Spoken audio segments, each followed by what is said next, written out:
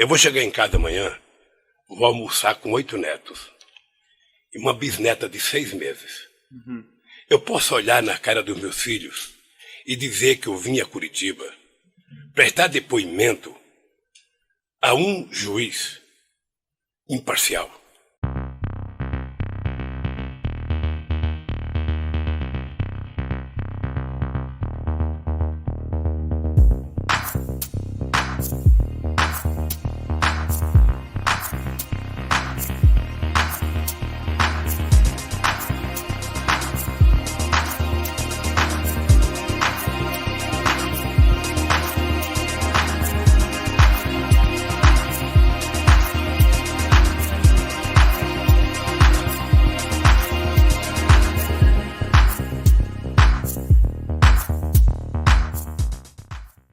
O Teatro da Universidade de Ribeirão Preto, a UNAERP, ficou lotado.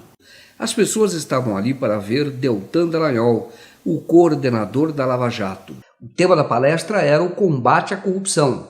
Queria deixar meu incentivo para que você conheça a campanha. Deltan Dallagnol voltou a Curitiba sem se dar conta de que aquela noite marcava o início do fim de uma farsa que prejudicou a economia e violentou a democracia no Brasil. Era o começo do fim da Lava Jato. Na plateia estava Walter Delgatti Neto, estudante de Direito, que havia ficado 6 meses na prisão por uma denúncia de tráfico de drogas, da qual acabaria absolvido. Walter tinha um segredo. Ele tentava um jeito de acessar as contas do Telegram. Não existia um crime. E nisso, na audiência, eu vi o promotor mexendo no celular e no Telegram. E foi quando, a partir daí, eu pensava em uma forma de provar que o que eu estava falando era verdade. Eu consegui um método mais simples do que o que eu estava tentando e tive acesso à conta dele, que foi... E quando conseguiu, passou a brincar de Deus. Sempre que se interessava por alguma pessoa, fosse celebridade ou mesmo alguém de seu círculo pessoal, entrava nas conversas e descobria quem eram realmente. Walter quis conhecer a verdadeira face de Deltan Dallagnol, não a aparência de bom moço que frequentava igrejas evangélicas. E oramos, Pai, abençoamos teu servo, abençoamos a cada um e sabemos que tudo que foi dito... Walter encontrou um áudio de Deltan Dallagnol gravado no dia 28 de setembro de 2018, 10 dias depois daquela palestra e compartilhado com outros procuradores. No áudio, Deltan comemorava a liminar de um ministro do STF, Luiz Fux, que cassava a decisão de Ricardo Lewandowski, que autorizava Lula a dar entrevista. Na época, o ex-presidente estava preso e impedido de concorrer às eleições.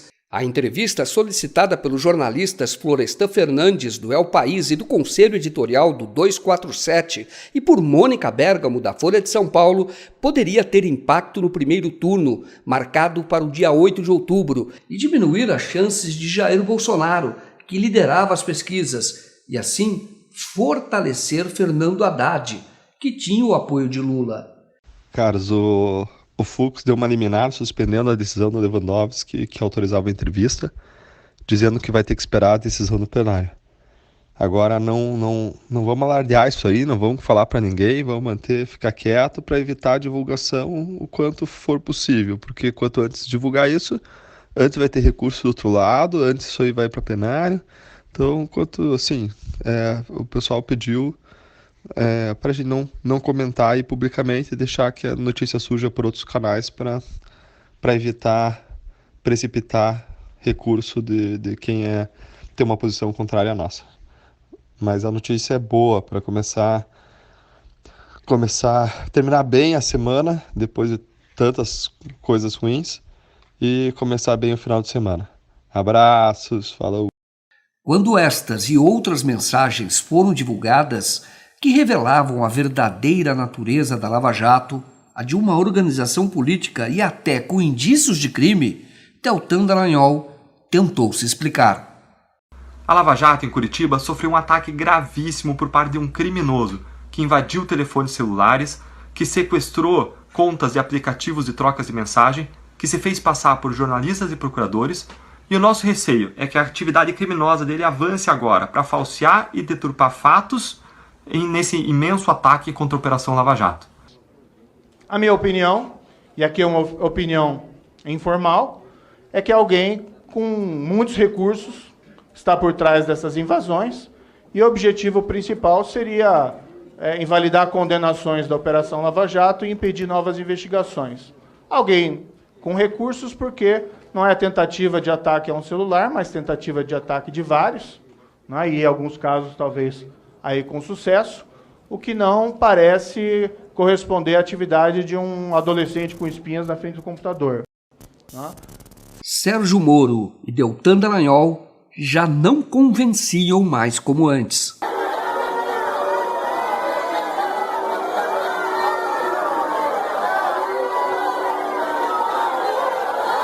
Vai estar nos livros de história como um juiz que se corrompeu, como um juiz ladrão. As mensagens acessadas por Walter Delgatti eram detalhadas e guardavam absoluta coerência com fatos conhecidos. Colocar isto com muita clareza, porque, de novo digo, ou nós estamos diante de uma obra ficcional fantástica que merece o Nobel de Literatura, ou nós estamos diante de um caso extravagante que este colunista do New York Times tem razão de dizer. É o maior escândalo judicial da história da humanidade.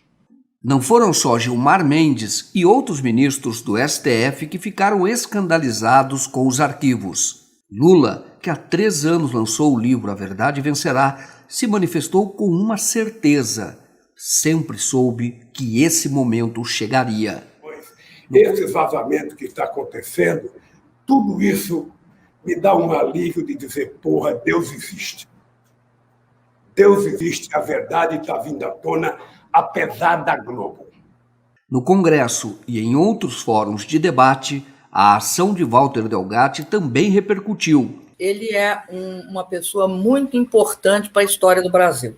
Eu acho que ele é comparável para nós a qualquer Assange, ao Snowden. Eu acho que, obviamente, é um papel histórico e deverá ser reconhecido. Eu gostaria de conhecer porque ele dá um abraço fraterno nele. Eu acho que esse rapaz, esse hacker, por decisão própria ou por circunstâncias, é um herói do Brasil, revelando o que é a Lava Jato. Está sendo um efeito parecido com o Snowden, com Assange. Espero que o destino dele não seja igual ao do Assange, pelo contrário. E um dos imprevisíveis da vida foi o Walter Delgatti, porque ele descobriu, por acaso, e revelou para nós o que é a Lava Jato, né? Porque é a coisa mais do que escandalosa, né? É aterradora.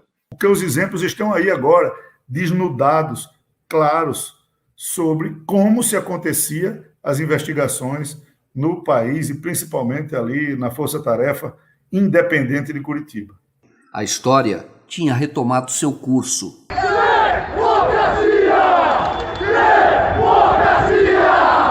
Sem farsa, sem falsos heróis.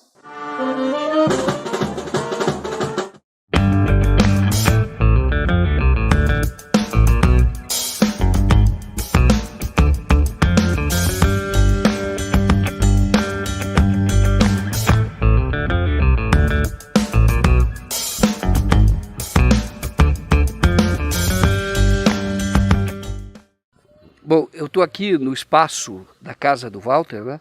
Que é o espaço que você olha aqui, nós vimos tartaruga, o cachorro. Aqui tem algumas árvores com fruta, ameixa, tem jabuticaba. E aqui é o espaço que eles deram o nome de Chácara Vovô Walter. O Walter Delgatti, ele é italiano. Ele veio criança aqui com os pais e se fixou em Araraquara. Então esse é o local que ele mais ficava. Então tem o Walter Delgatti e o Walter Delgatti Neto. Então olha, estamos aqui entrando nesse espaço, que é o espaço que a família ficava bastante, né? Então aqui tem muitos, né? São crucifixos, motivos religiosos, né? mulher do Walter, italiano, né? É muito católica. Então tem aqui, olha, esse é o mural aqui da família, com várias fotos. Então você tem aqui, olha, esse é o irmão do Walter, esse é o Walter. Todos eles, ó, o Walter aqui, junto com o avô, Walter Delgatti Neto, e o avô, que é o Walter Delgatti, que é o italiano. Então teve aqui, quando ele veio para cá, que foi abandonado pela mãe, ele era um pouco mais novo do que nesta foto. Então tem aqui, olha, a avó, que nós vimos aqui num outro período. Esse era o pai, o Walter Delgatti, a mãe do Delgatti, Walter Delgatti Neto. Olhe bem, o advogado dele, ele tem uma relação realmente pessoal com o advogado dele, que é o Ariovaldo Moreira. Essa foto aqui foi tirada em Las Vegas. Essa foto que a polícia divulgou como se ele usasse armas. E ele mesmo disse que aqui foi num stand de tiros em Las Vegas e ele pousou com uma arma porque ele jogava muito Counter-Strike. Isso já mais recentemente. Mas aqui tem um pouco então da história do Walter. Aqui, ó, eu aqui pequeno, é meu irmão. Hã? Aqui sou eu, meu irmão pequeno e minha irmã. E meu pai. Esse é meu irmão e eu. Zé, a gente tava na Califórnia.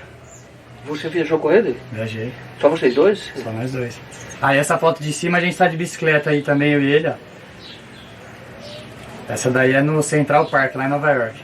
Aqui morava eu, meu irmão, meu pai, meu avô, minha avó, aqui meu irmão. Ó, eu, meu irmão, meu pai, meu avô, minha avó, meu tio e meu primo, todos esses moravam aqui. Ao meu lado está a Dona Otília Gomes Delgatti. A Dona Otília, ela é dona da casa. Hoje o Walter vive exclusivamente dos proventos dela, que é aposentada. Ela recebe um salário mínimo dela, que foi trabalhadora de uma tecelagem aqui em Araraquara, e também recebe um salário que é a pensão do marido, já falecido. A pergunta que eu faço à senhora, por que a senhora criou o Walter? O que aconteceu? A mãe dele pôs aí no portão, largou aí e foi embora. Como assim? Ela pôs aí no portão e foi embora, deixou aí e eu cuidei. São meus netos, né? Estou cuidando até hoje. Olá, e agora nós vamos conhecer a casa do Walter. É onde ele mora. Onde ele mora com a avó. Então, nós estamos aqui, olha, vamos entrar aqui na casa do Walter. Esse aqui, olha, aqui é o quarto do Walter. Vamos entrar um pouco, conhecer um pouco a casa do Walter. Aqui o lugar que o Walter mais fica na casa, né? E vocês podem perceber que ele não tem mais aquilo que durante muito tempo foi a razão da vida dele. E ainda é, só que ele não pode mais ter acesso a computador. Era aqui que ficava o computador. Você vê que ele não pode usar. Não tem o computador aqui no quarto dele. Hoje o Walter não está aqui, mas mesmo que estivesse, nós não poderíamos entrevistá-lo. Depois que ele deu aquela entrevista para o Brasil 247, vocês viram a entrevista exclusiva, o juiz tomou uma decisão. Aliás, uma decisão constitucionalmente questionável, que foi de proibi-lo de dar entrevista. Então hoje ele não pode dar entrevista, tem aquela entrevista que vocês já viram, mas depois disso ele não pode falar com mais ninguém, mas autorizou a família dele que nós viéssemos para mostrar como vive Walter Delgatti Neto. A senhora acha que ele é herói ou ele é criminoso? O que a senhora acha? Criminoso ele não é, não. Ele não é criminoso, não, imagina.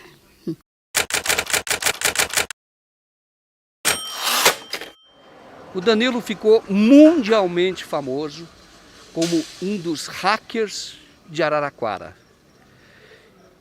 E essa é a história que nós vamos contar aqui. O Danilo concordou em dar entrevista e nós viemos aqui, olha, aqui é um posto de gasolina. Há 20 anos, 2001, aqui funcionava uma lan house. A lan house era onde os jovens da época, eles brincavam de um joguinho muito famoso na época, Counter-Strike. E eles brincavam muito de Counter-Strike, eles ficavam até de madrugada, meninos 12, 13, 14 anos. E depois, a gente vai até caminhar um pouco, a Lan House passou para o outro lado da avenida, onde é uma igreja evangélica.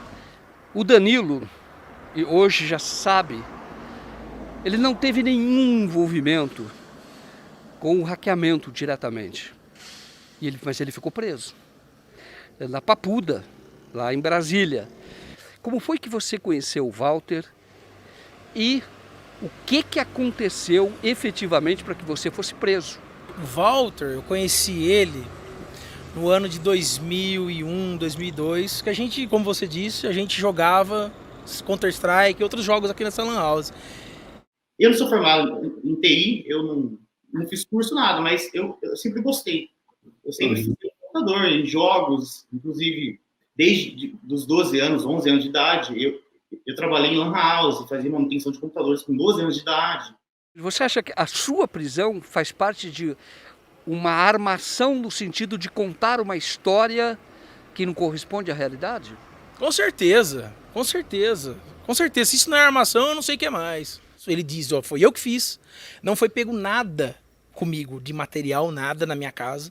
Tipo, aí ele diz, o IP do Danilo, mas é o IP de Ribeirão, e quem morava lá era o Walter, porque eu tinha saído, porque a gente ia estudar lá e acabou ficando só ele. Eu desisti. Como eu tinha alugado tudo, veio conta de água, luz, telefone, tudo no meu nome. E como ele usou a internet de lá, acabou vindo em mim. Só que quando eu fui preso, até os primeiros dias, eu até entendi. Pô, tem que averiguar. Mas depois disso eu percebi que já não era isso. Eles não estavam buscando a verdade, eles estavam querendo criar narrativa de quadrilha. Neste prédio em Araraquara, Walter Delgatti Neto morou alguns meses quando começou a estudar na Faculdade de Direito e oficialmente ajudava a organizar baladas. Walter tinha um vizinho que era policial civil e não gostava dele. Na justiça, o policial diria mais tarde que ele causava muitos problemas, sem especificar exatamente quais. Em 2015, a polícia encontrou motivo para entrar no apartamento de Walter.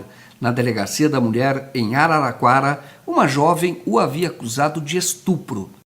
Julian Assange, o hacker mais famoso do mundo, quem diria, também foi caçado pela justiça na Inglaterra por causa de uma acusação semelhante. De volta à Delegacia da Mulher, meses depois, a jovem que acusou Walter acabou admitindo que a relação foi consensual. Nós procuramos o promotor Marcel Zanin, que acusou Walter Delgatti por tráfico de drogas. Por causa da pandemia, o fórum está fechado. Mas nós sabemos, a cidade sabe que ele mora aqui, neste condomínio. Então nós vamos agora tentar falar com ele para que ele então explique esta acusação. Olá, tudo bem? Eu estou querendo falar com o Dr. Marcel Zanin. É o seguinte, ele falou para o senhor que ele não vai descer e o senhor dá o telefone. Aí ele entra em contato com o senhor para se organizar melhor. Então o senhor pode anotar o telefone, por favor, ou me passar o dele para que eu ligue? Eu já estava indo embora quando o Dr. Marcel Zanin me telefonou. Ele não me recebeu. Oi, Dr. Marcel Zanin. O senhor falaria conosco ou não? Nós estamos fazendo uma reportagem sobre o Walter Delgatti Neto, né? É agora nacionalmente conhecido. E eu gostaria de falar com o senhor porque ele foi no passado acusado de tráfico. Só que nós vimos o processo e vimos que a acusação era sem fundamento, ele acabou absolvido. Eu queria falar com o senhor sobre isso. Ele conversou comigo por quase 30 minutos, mas depois disse que não autorizava a publicação da entrevista. O promotor disse, em resumo, que não considera a denúncia contra Walter inconsistente e cogita processá-lo por ter tido sua conta no Telegram invadida. No apartamento de Walter, a polícia não encontrou nenhuma prova do suposto crime sexual, mas viu na residência algumas caixas de remédios de uso controlado, pacote de papel sulfite azul, uma guilhotina e uma impressora multifuncional, além de 3 receitas de medicamentos. Walter apresentou aos policiais uma carteira de estudante de medicina da USP. Era um documento diferente das carteirinhas usadas pelos alunos da universidade, como descobriu um investigador que atuou no caso. As receitas encontradas na casa de Walter eram verdadeiras e testemunhas disseram que ele fazia fichas e pulseiras de cor azul para as baladas. Nós estamos aqui no quarto dele E aqui, olha, essa aqui é a caixa de remédios, muito remédio aqui, ó, bastante remédio. Então, você tem que a polícia colocou isso na denúncia. O que fundamentou a prisão preventiva dele. Esse remédio é um Aprazolam, custa 13, 15 reais no máximo numa farmácia, e a acusação é de que ele traficava esse medicamento, o Aprazolam, que ele toma até hoje. Os advogados de Walter o descrevem como um jovem de personalidade complexa. Olha, como todos já sabem, né, o Walter tem uma vida muito difícil, né? A infância do Walter não foi uma infância fácil, né? O abandono pela mãe, a criação que ele teve pela avó, óbvio, né, que ele chegou a ter um certo apoio da avó, mas não é como você ter o carinho e o amor da mãe. Então penso que o Walter é uma pessoa que ao longo do tempo se sentiu rejeitado e com relação à própria família e depois com relação à sociedade. Ele é uma pessoa extremamente com uma carência, né? Eu vejo ele como uma pessoa carente, mas de uma forma diferente. Acho que a carência ela pode se desenvolver de várias formas, né? E eu vejo isso nele. Mas é alguém que realmente sofreu muito na infância, não teve oportunidades na infância, né? Então, desde o primeiro momento que eu comecei a conversar com ele, eu percebi isso. Delgatti conseguiu o que queria. Deixou de ser um número de prontuário do sistema de justiça e virou o hacker que mudou a história do Brasil. É isso aí, ele queria jogar no ventilador e conseguiu.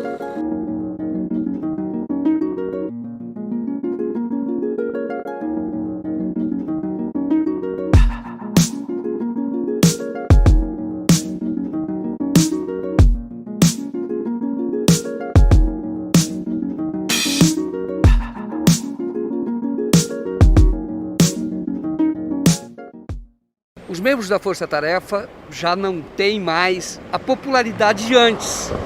Mas no auge, eles eram tratados como celebridades. Inclusive vinham nesta padaria, é o Rico Pão. Pessoas ali de dentro tiravam fotos com eles e eram tratados realmente como verdadeiros artistas. Eles vinham muito aqui? Bastante. Como eles eram? Respeitador. Sempre respeitaram a gente. Eram normais, pessoas normais. Estamos agora a caminho da Procuradoria da República, que é aqui onde trabalha o Deltan Dallagnol e os outros procuradores.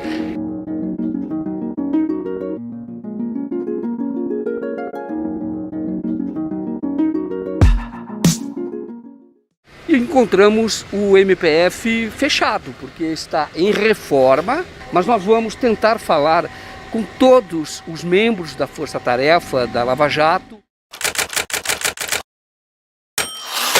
Lula é levado preso para a Superintendência da Polícia Federal. Apoiadores de Jair Bolsonaro comemoraram. De outro lado, choro e revolta. Os manifestantes a favor de Lula foram reprimidos pela polícia. A polícia apoia a destruição da democracia. Pessoas que já tinham provado o gosto amargo da ditadura voltaram a lutar por democracia. Na frente do Ministério Público Federal, Ivete e um grupo de amigos passaram a realizar protestos de rotina. Mas não se podia falar sobre isso porque a Lava Jato era intocável. Mas os militantes não se intimidaram e trouxeram até um personagem que criou o som da resistência. Aqui, Procuradoria da República do Paraná, Ministério Público Federal. Um ano depois, o Intercept começa a divulgar as mensagens hackeadas por Walter. Ele me procurou num dia, querendo passar para mim, eu sugeri que ele procurasse alguém, então a outra vez que ele me procurou foi para dizer, passei o conteúdo a alguém.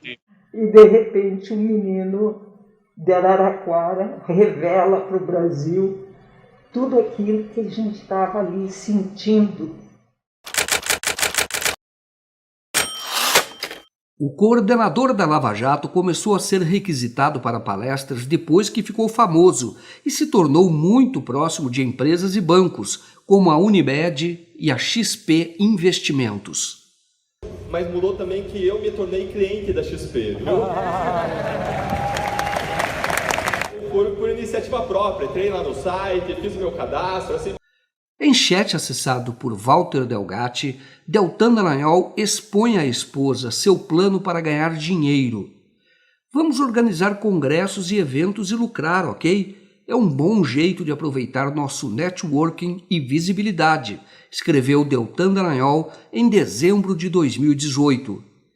Em outra conversa, ele expõe ao também procurador Robertson Pozobon um plano. Eles querem colocar as esposas como administradoras da empresa de palestras para burlarem a norma legal que proíbe procuradores de gerenciarem pessoas jurídicas. Mas como cogitavam colocar uma quinta pessoa na sociedade, Fernanda Cunha, empresária experiente no ramo de palestras, Deltan Dallagnol adverte que um dia ela poderia ser formalmente ouvida por autoridades. Robertson, o Robito, responde: se chegarem nesse grau de verificação, é porque o negócio ficou lucrativo mesmo. Risos. Que venham. As mensagens começaram a ser divulgadas 4 meses depois. Os convites para os procuradores fazerem palestras diminuíram e a empresa não chegou a ser aberta, mas Deltan Dallagnol já tinha prosperado. Eu fui a seu antigo endereço. Eu estou procurando o Dr. Deltan Dallagnol. Ele mora no St. Peters. Senhor, ele não mora mais aqui. Não mora mais aqui, não. Ah, é? É, faz tempo que ele mudou, vendeu o apartamento aqui. Eu fui a outro endereço onde houve até uma manifestação.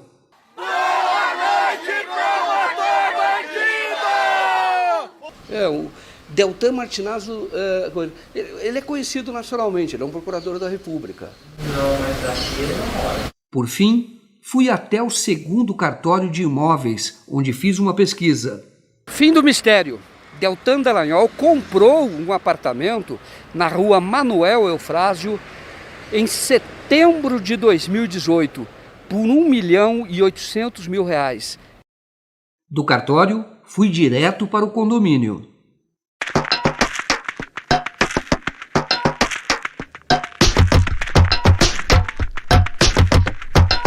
O apartamento fica neste prédio aqui. Nós agora vamos até lá para tentar falar com o Deltan Dallagnol. Afinal, é muito importante que ele dê a versão dele sobre essas mensagens todas que estão sendo divulgadas. Eu estou procurando o Dr. Deltan Dallagnol, está? Só um minutinho, vou verificar. O senhor marcou alguma coisa com ele? Não, como o Ministério Público está fechado, eu vim até a casa dele. Não. Deixa eu ver se eu tenho alguém no apartamento, só um pouquinho. Oi? Não tem ninguém lá. Se ligou, ninguém atende. Por que você chama ele, ela acho que é do pai dele, eu acho. Que é o Le Chateau. É. E ele não está lá? Não, é difícil ele ficar aqui, né? Mas ele mora aqui? Mora aqui. E ele não pode falar com a gente? Cara, geralmente esse tipo de coisa aí é difícil de atender, né? Faz pouco tempo que eles moram aqui. Se eles reformaram o apartamento... Reformaram, né? Daí, Deltan Dallagnol comprou o apartamento da Ebel Consultoria e Assessoria Empresarial Limitada. O valor da compra era inferior ao de mercado, segundo um corretor que negocia imóveis no condomínio. No prédio, um apartamento igual ao de Deltan Dallagnol foi vendido 1 ano antes por cerca de R$2.400.000. A empresa que vendeu o apartamento a Dallagnol é da tia de Diogo Castor de Matos, também procurador da República. Tereza Elizabeth Betega Castor foi casada com Belmiro Valverde Jobim Castor, que foi secretário de Estado em 3 governos do Paraná e diretor do Bamerindos. E acabou processado por gestão fraudulenta depois que o banco foi liquidado. Fui a Ponta Grossa, a 100 quilômetros de Curitiba, onde Deltan Dallagnol já tinha feito um bom negócio imobiliário. Neste condomínio, o procurador comprou na planta 2 apartamentos de um programa destinado a atender pessoas de renda mais baixa. Na portaria, fui informado de que um dos apartamentos continua vazio, o outro foi vendido. E o imóvel que o Deltan Dallagnol comprou em 2013 continua fechado.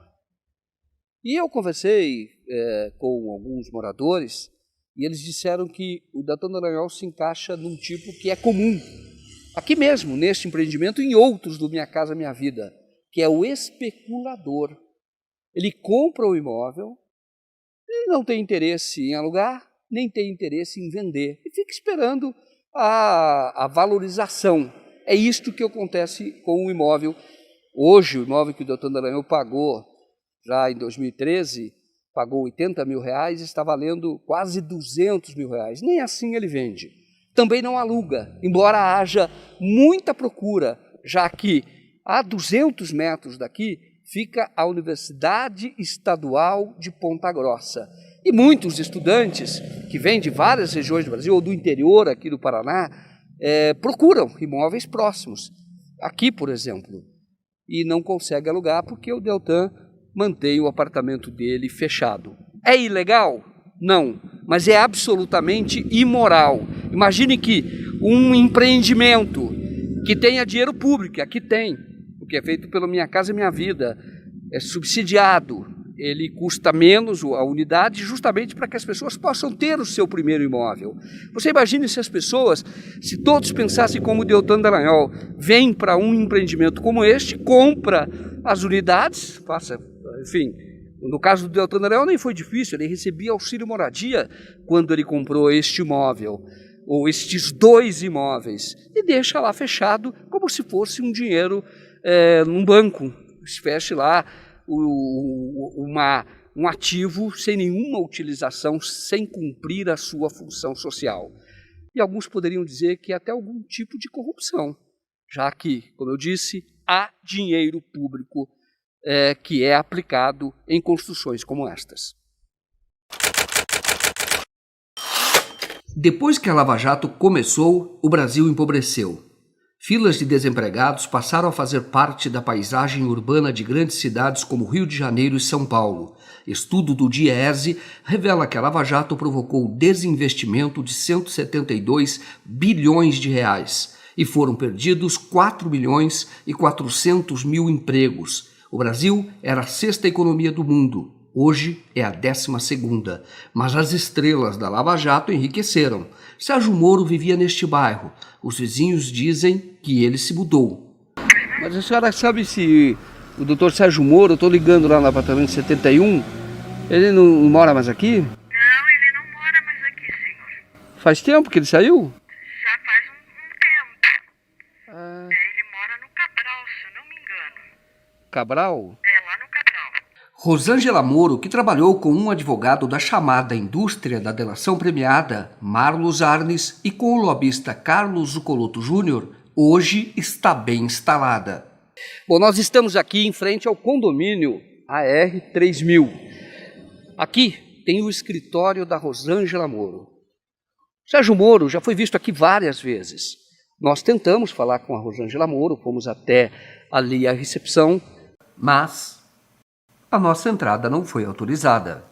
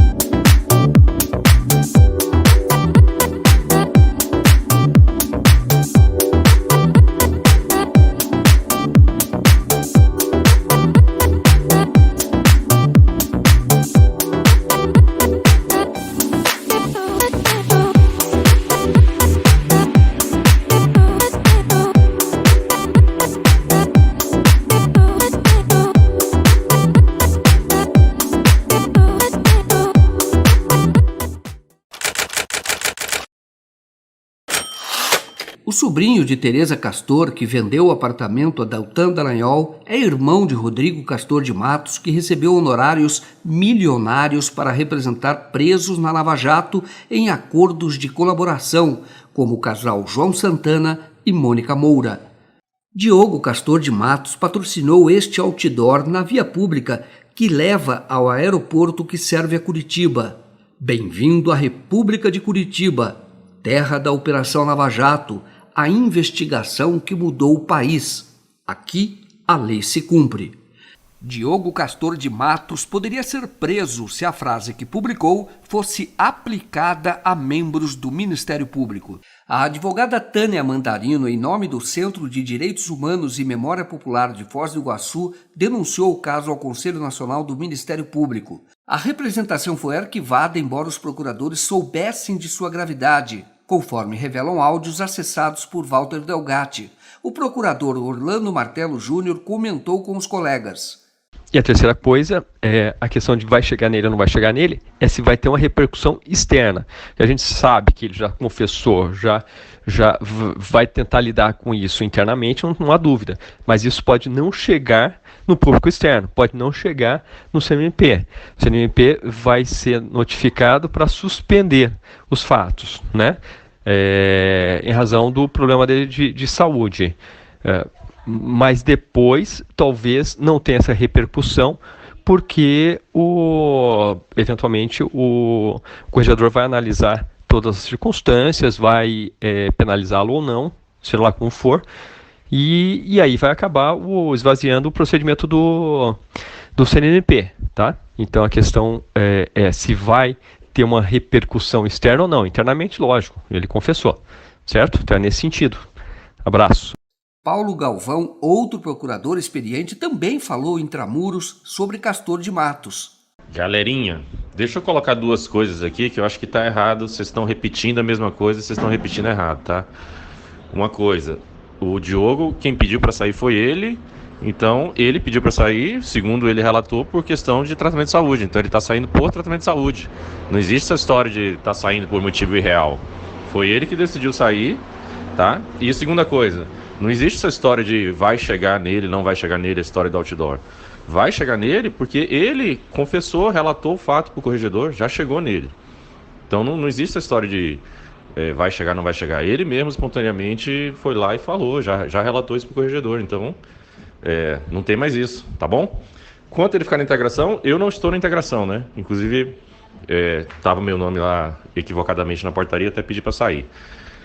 Não sei se é a gente que tem que resolver isso, aí é quem está na integração, né? Ele com a Letícia, o Orlando como digamos assim, quase pai aí também, dá a sua opinião. Mas, tipo assim, acho que essa questão da integração poderia ser resolvida independentemente da força-tarefa. Uma decisão da Letícia, com o Orlando para ajudar, com a Paula, que é a procuradora-chefe. Beleza? Abraço, minha gente. Castor de Matos pediu para sair da força-tarefa. O Ministério Público, em nota, o agradeceu pelo excepcional esforço e omitiu os reais motivos da saída. TVs, sites e jornais que fazem a propaganda da Lava Jato, como a Globo e as afiliadas dela, publicaram a versão de que o procurador estava com estafa física e mental. Deltan Dallagnol, ao mesmo tempo, acertou com o corregedor do Ministério Público uma forma de abafar o caso. Deu certo para eles, mas surgiu Walter Delgatti no caminho. Mas aí quando as mensagens vieram à tona, nós pedimos para desarquivar, foi desarquivado, né? E de fato hoje a gente tem um processo administrativo disciplinar instaurado em face do procurador Diogo Castor de Matos.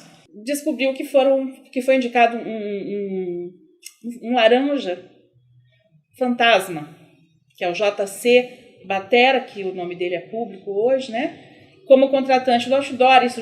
JC Batera é músico gospel e mora na periferia de Curitiba. Veio de Pernambuco para trabalhar como professor de música e tocar com cantores do segmento evangélico. Um dia, ele foi intimado pela Polícia Federal. O delegado queria saber por que JC Batera pagou por um outdoor em homenagem à Lava Jato, já que o nome dele aparecia como contratante da empresa Outdoor Media. Na verdade, eu nunca tive interesse, né, na questão política, assim, eu apoio fulano, apoio eu não sabia nem o que era esquerda e direita. Como eles colocaram um laranja involuntário, tipo assim, pega ali qualquer menina ali, ó, que não sabe o que é a vida e contrata aí, usa os dados dele aí. Só que mexeram com a pessoa errada. JC Batera é de uma família que tem muito princípio. E ele diz que vai até o fim para ver esse caso esclarecido.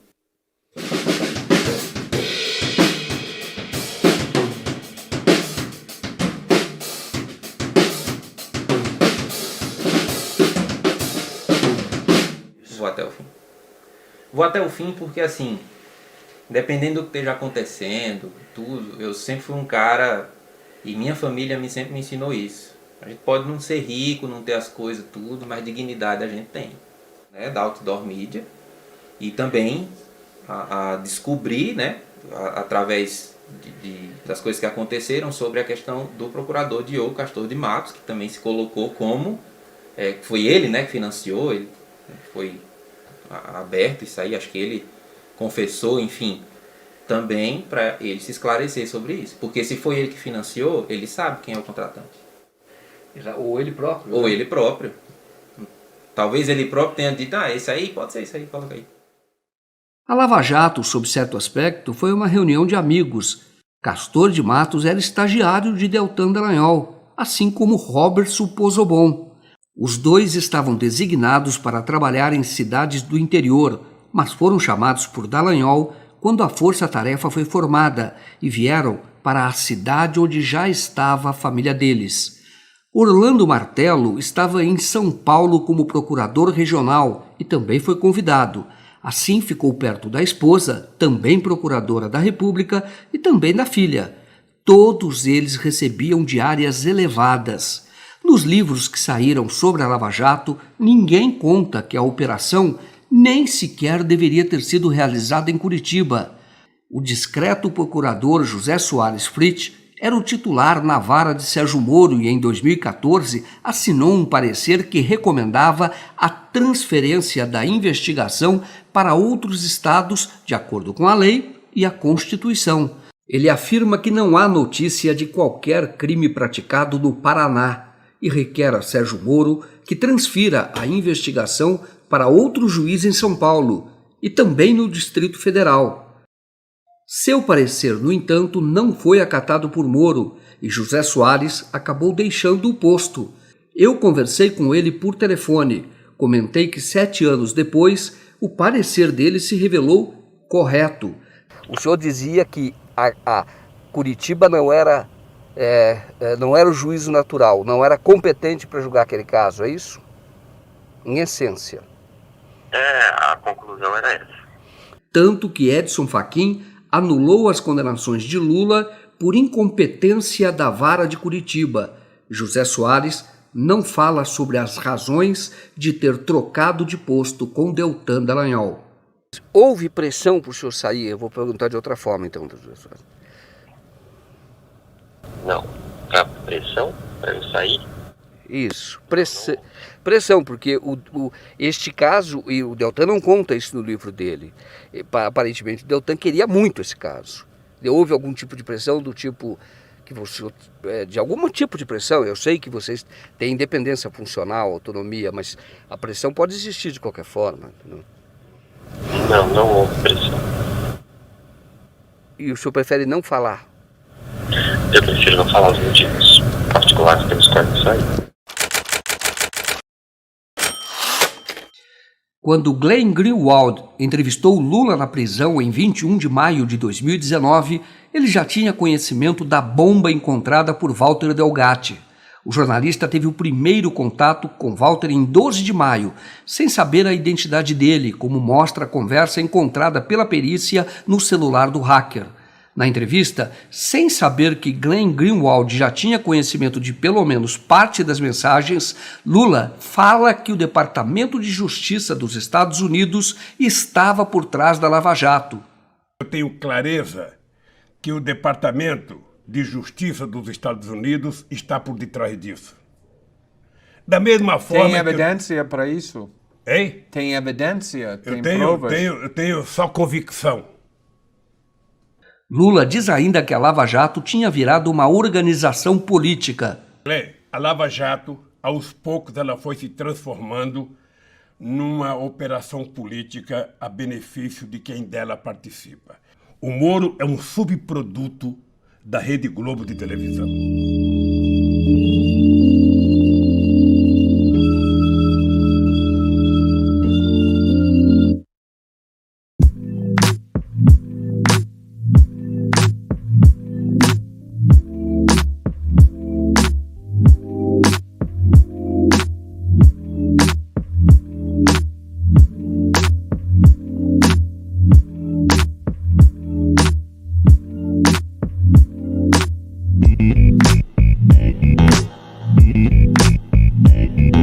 Fabiano Leitão, o trompetista que criou o som da resistência, diz que as mensagens lavaram a alma dele. Sabe aquela coisa, aqueles cartazinhos que tem jogo de futebol? Eu já sabia, eu me senti daquela forma. Fabiano passou 3 anos chamando a atenção do STF para os abusos da Lava Jato, a seu modo, com o trompete.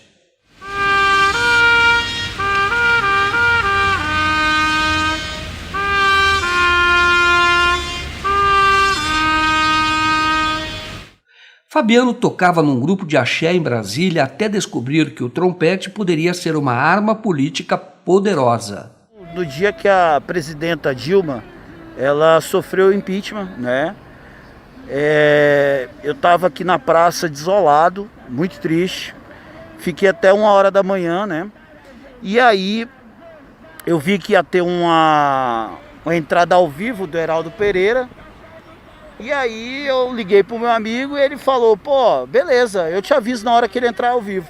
E eu pulei ali o alambrado ali do STF e gritei Globo golpista e William Vac golpista, né? Só que eu fui agredido pela segurança do STF.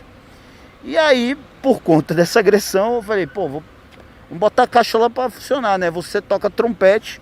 Trompete é um instrumento de uma amplitude muito grande, muito alto, né? Então você pode invadir de longe tocando a música do Lula.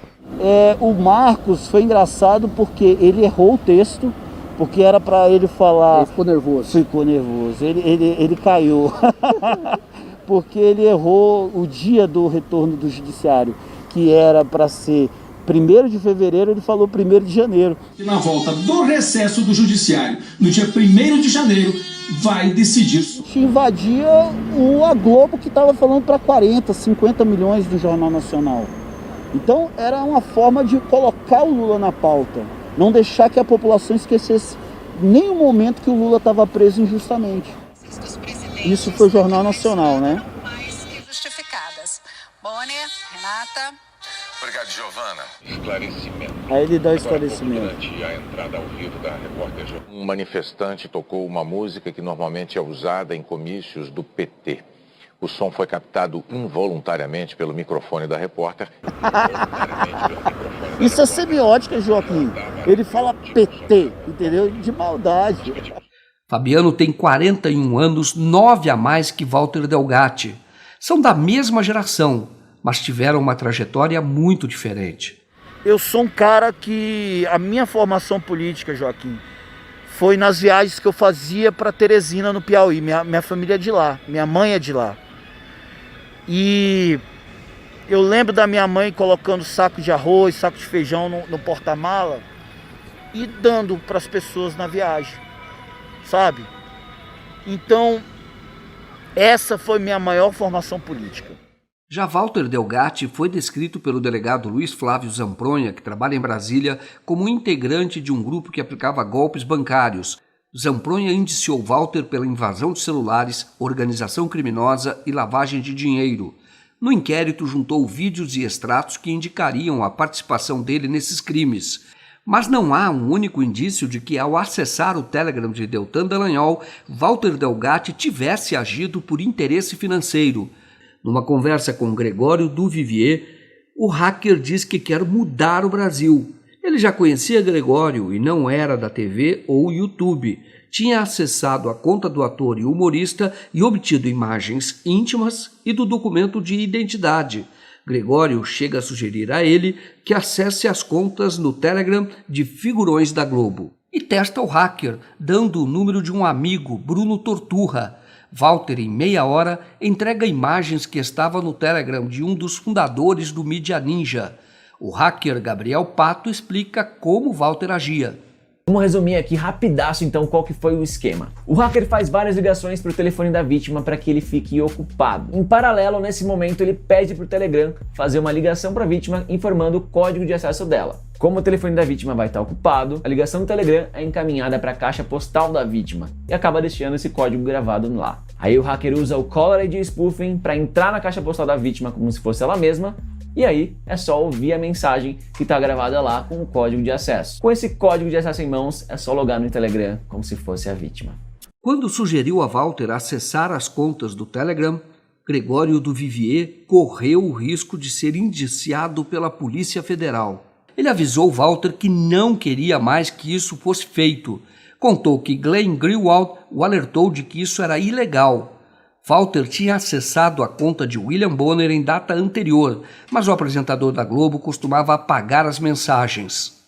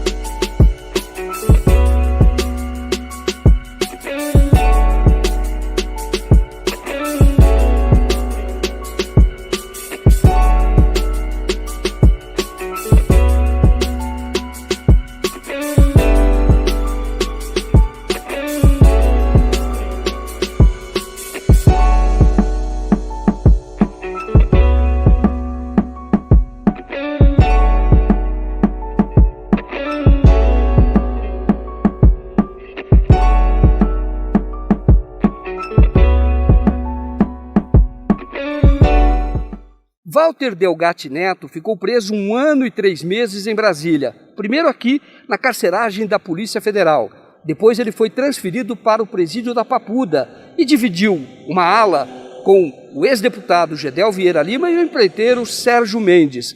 Um dia ele foi trazido para cá, onde estava um amigo dele, Tiago, também processado. Os dois descobriram que havia uma escuta na cela.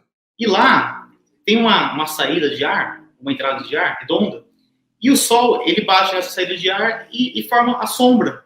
Então essa sombra aqui, a sombra não, esse formato do sol que entrava pelo ar, ele estava acostumado a ver há 4 meses. De repente, o delegado me chamou até a superintendência, ele fundamentou para o juiz da execução que eu precisava ser ouvido, e me levou até a superintendência, e me colocou na cela com o Tiago. E nesse dia, o Tiago ele foi chamado a fazer uma oitiva num outro departamento, que é na contra-inteligência da Polícia Federal, ou seja, ele teve que sair da cela. Uhum. Assim que ele retornou, ele falou que viu essa sombra, mas ele era muito alta, ele não tinha acesso. E de repente eu cheguei. Assim que eu cheguei, ele comentou, ele falou assim, olha, tem aquela sombra ali, o que será que é?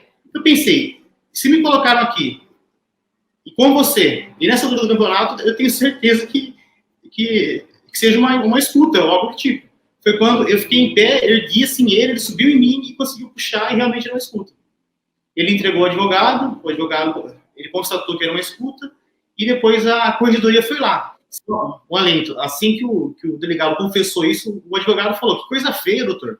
O doutor ali falou para ele, que coisa feia, doutor. E ele ficou sem graça. Ele não, sabe quando a pessoa não tem onde enfiar a cara, assim, modo de dizer? As mensagens acessadas por Walter revelaram também a prática de manipulação e tortura por parte de membros da Lava Jato. O posto da Torre em Brasília dá a medida do que pode ser entendido como violência e farsa.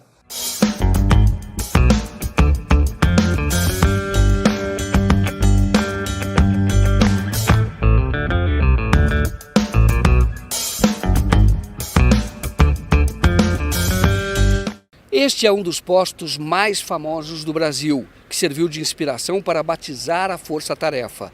Só que aqui, na época, não funcionava nenhum lava-jato.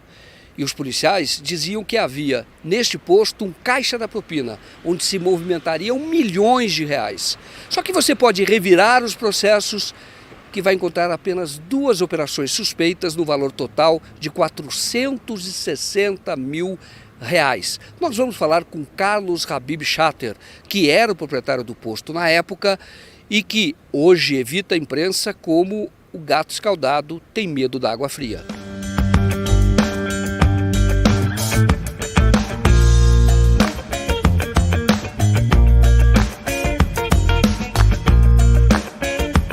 Carlos Habib Chater foi um dos primeiros presos da Lava Jato. Também testemunhou o uso de escutas na cela e foi pressionado a fazer delação. Como não tinha o que dizer, foi levado para o sistema prisional. Pode-se dizer que havia tortura ali na Lava Jato? Eu fui pressionado desde o primeiro dia. Eu diria que eu fui quase que chantageado para fazer uma delação. Eu não tinha o que falar. Então, era uma coisa surreal. Eu era retirado da cela praticamente diariamente, praticamente todos os dias, e era induzido, pressionado a falar o que eu não sabia, o que eu não tinha para dar. Essa tortura, vamos dizer, durou aproximadamente 40 dias. E a última forma de pressão foi me dizendo que se eu não falasse, se eu não fizesse a delação, que eu seria mandado para o presídio. E assim foi. A minha última conversa com o delegado foi essa. Eu disse a ele que eu não tinha o que falar, e no dia seguinte eu fui enviado já para o sistema, como eles dizem, que é o presídio. Só se eu mentisse. Eu cheguei até a pensar que essa era a ideia, porque eles me pressionavam, queriam nomes de políticos, de operadores do judiciário, queriam funcionários públicos. Eu não tinha para dar isso. O empresário já tinha visto quando usaram a mesma arma para forçar Paulo Roberto Costa, ex-diretor da Petrobras, a fazer delação. Mas aquilo foi terrível. Ele estava preso na Polícia Federal, de madrugada praticamente, tiraram ele da cela, passaram um cinto, igual aqueles cintos de filme americano, prenderam ele no cinto, uma coisa de filme, como se fosse o maior traficante do mundo, mandaram ele para um presídio. Depois de uma semana, talvez, ele voltou, talvez uns 15 quilos mais magro, e voltou só o resto do cara, e aí ali foi iniciada a delação dele. Ele comentou que pressionaram, dizendo que iam prender as filhas, a esposa, os genros e tal. Mas o que pesou mesmo naquela época para o Paulo Roberto foi a cadeia que ele teve que encarar por alguns dias. Deixaram ele isolado numa cadeia, numa cela e tal. Mas a imagem que eu tenho de quando tiraram ele da cela, como prenderam os braços dele, como aqueles filmes do cara que vai para a cadeira elétrica, exatamente assim, uma coisa fora dos padrões e tal. Alguns sucumbiram, outros viram a forma de como era conduzida essa questão da delação, falaram o que nem sabiam, o que não queriam, no desespero de ir embora para casa. Bom, depois de passar mais de 500 dias preso, as condenações, como é que hoje você vê a Lava Jato?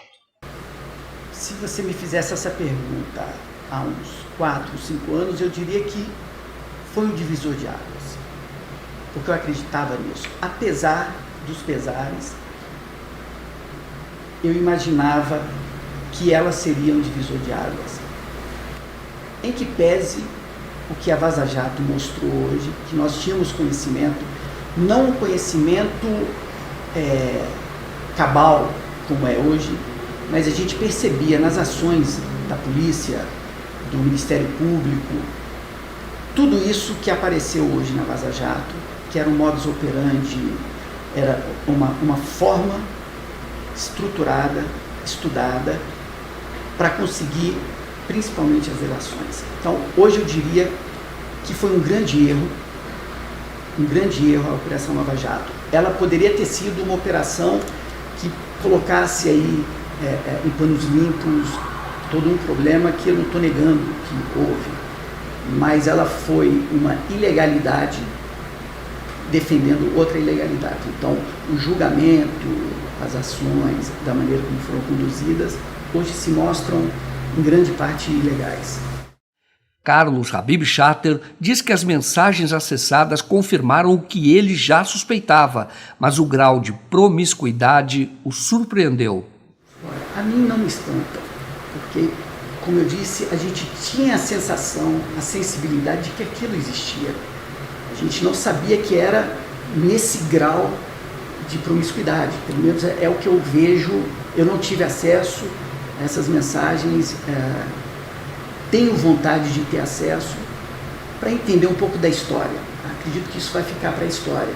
Mas a gente sentia no dia a dia que aquilo funcionava mais ou menos desse jeito. Essa era a forma, ou melhor, a única forma que eles davam para o preso de ir embora para casa.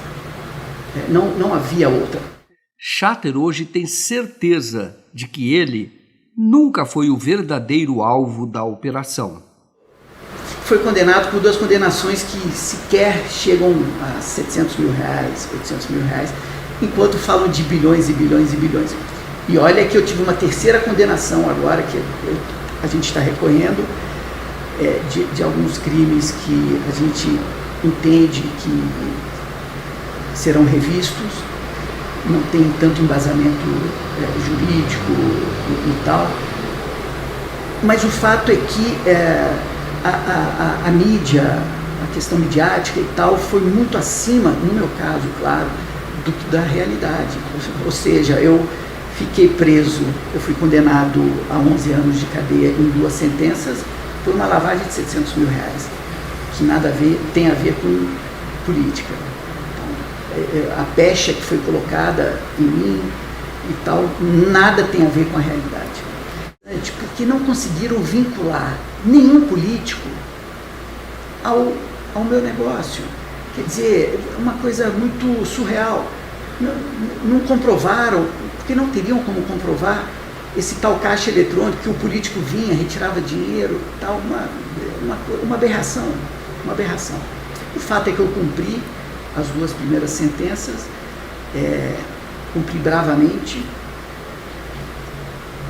estou me reinserindo na sociedade, porque essa é o caminho que a lei determinou, e estou tocando a vida. Espero que isso no futuro seja uma história para eu contar para os meus filhos, meus netos.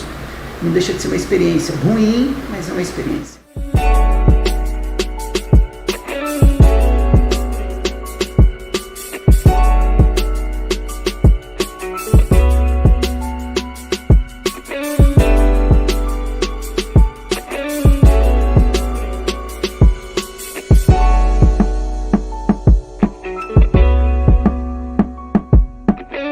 Bolsonaro, beneficiário do maior escândalo judicial do Brasil, volta para o Palácio do Alvorada. Fabiano Leitão está à sua espera.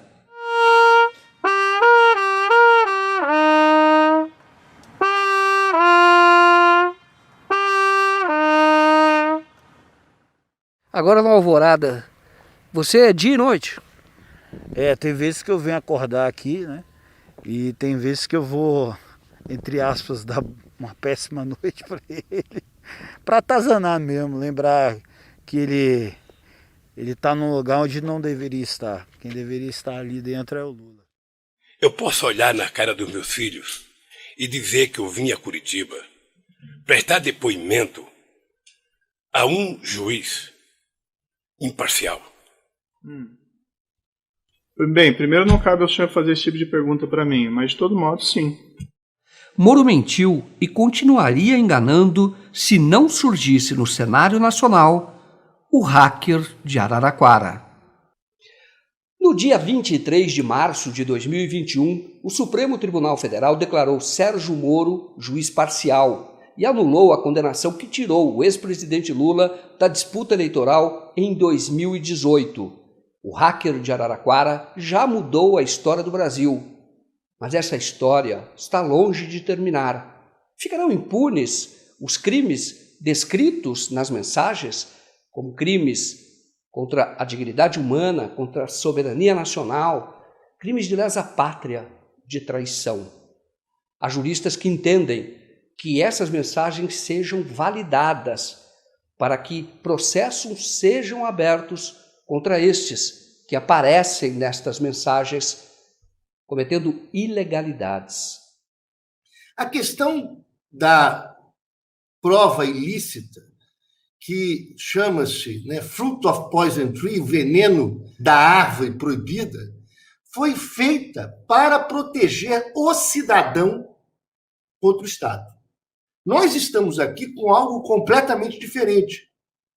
Nós estamos com agentes do Estado. Então vamos ao final dessa história. De repente, um sujeito arromba a janela da sala de tortura, ingressa na sala de tortura, tira fotos e leva essas fotos como prova e é publicado no jornal. A pergunta é, bom, ele ingressou naquele lugar como uma invasão ao domicílio. Esta prova é ilícita? Na minha visão, não é ilícita, porque ela não socorre, a ilicitude da prova não socorre ao Estado. Eu fiz uma pergunta nesse sentido a Gilmar Mendes, ministro do STF, que tem lutado muito hoje pelo restabelecimento do Estado Democrático de Direito no Brasil. Há possibilidade do Supremo Tribunal Federal validar estas provas que, mesmo que não sejam validadas, elas são decisivas para a história do Brasil. Eu não sei. Se eu fosse presidente do Supremo e do CNJ neste momento, eu não sei o que faria, mas alguma coisa eu faria. Para dizer, gente, o judiciário brasileiro não é isso que está aí. Se eu fosse presidente do TRF, da 4ª Região, ou presidente do STJ, eu diria, não é só porque eles investigaram o ministro do STJ, porque eles estão submetidos, é a Justiça Federal, está submetido a esse sistema. E eles violaram todas as regras. Os crimes da Lava Jato ficarão impunes?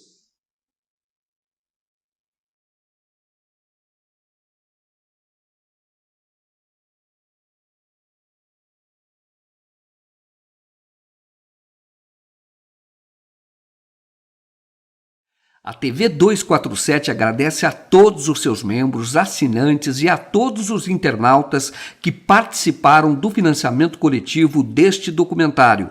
Graças a vocês, estamos revelando a verdade que a imprensa corporativa esconde. Faremos muito mais documentários e contamos com todos vocês.